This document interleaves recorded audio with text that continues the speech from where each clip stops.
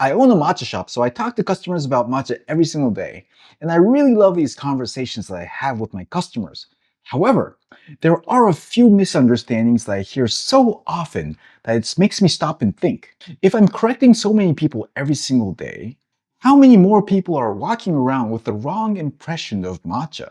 So I wanted to create this video to talk about the 3 most common misinformation I hear about matcha. By the way, I'm Yuki, I'm the founder of Tealife, and in this channel we break down Japanese tea to make your next cup of tea more fun. Misinformation number 1 is you can tell better matcha with better color. This is one of the most common assumptions I hear. Now, a vibrant green color in matcha usually means that it's high in chlorophyll. Chlorophyll is something that's increased by shading the tea leaves from the sun, and that's how you grow matcha as well. By shading the tea leaves, the matcha becomes more tastier, more umami, more sweetness, so it does make sense that there is a correlation between the color of the green tea and the taste of the green tea.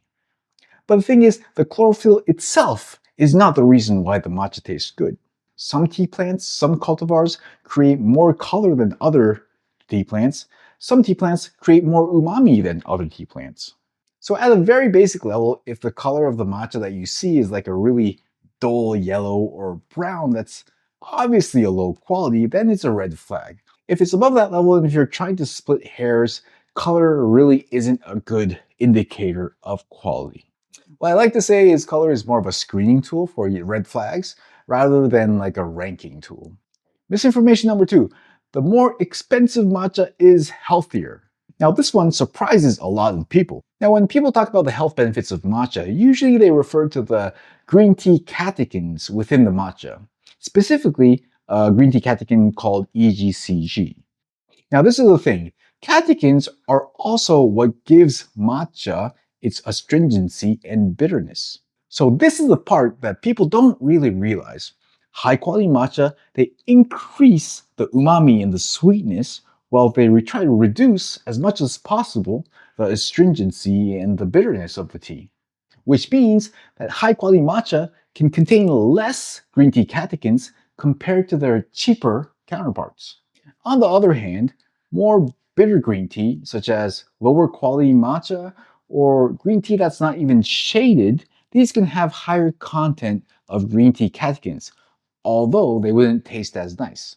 Therefore, a better price usually means it's a better taste. However, it doesn't necessarily mean that it has better health benefits.